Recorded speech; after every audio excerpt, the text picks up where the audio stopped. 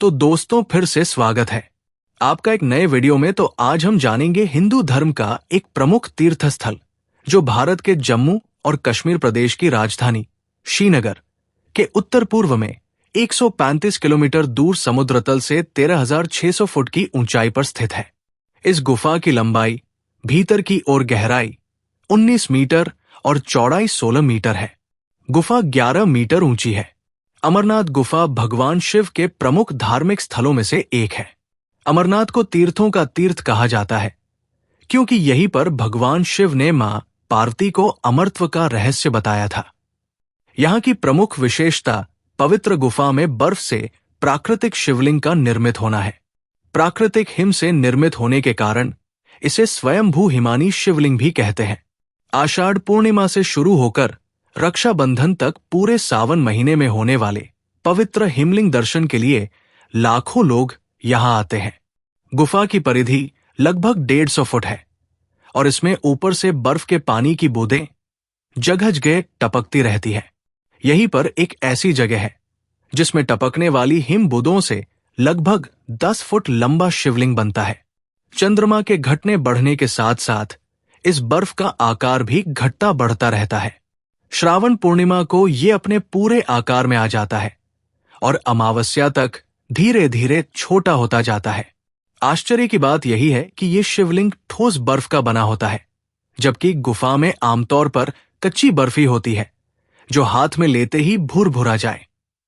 मूल अमरनाथ शिवलिंग से कई फुट दूर गणेश, भैरव और पार्वती के वैसे ही अलग अलग हिमखंड है। इसी गुफा में माता पार्वती को भगवान शिव ने अमर कथा सुनाई थी, जिसे सुनकर सद्योजात शुकशिशु शुकदेव ऋषि के रूप में अमर हो गए थे।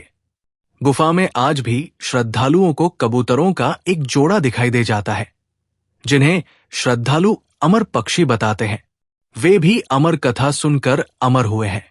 ऐसी मान्यता भी है कि जिन श्रद्धालुओं को कबूतरों को जोड़ा दिखाई देता है, उन्हें शिव पार्वती अपने प्रत्यक्ष दर्शनों से निहाल करके उस प्राणी को मुक्ति प्रदान करते हैं। यह भी माना जाता है कि भगवान शिव ने अर्धांगिनी पार्वती को इस गुफा में एक ऐसी कथा सुनाई थी जिसमें अमरनाथ की यात्रा और उसके मार्ग में आने वाले अनेक स्थलों का वर्णन था। ये कथा कालांतर में अमर कथा नाम से विख्यात हुई। कुछ विद्वानों का मत है कि भगवान शंकर जब पार्वती को अमर कथा सुनाने ले जा रहे थे तो उन्होंने छोटे छोटे अनंत नागों को अनंतनाग में छोड़ा, माथे के चंदन को चंदन बाड़ी में उतारा, अन्य पिस्सुओं को पिस्सू टॉप पर और गले के शेषनाग को शेषनाग नामक स्थल पर छोड़ा था।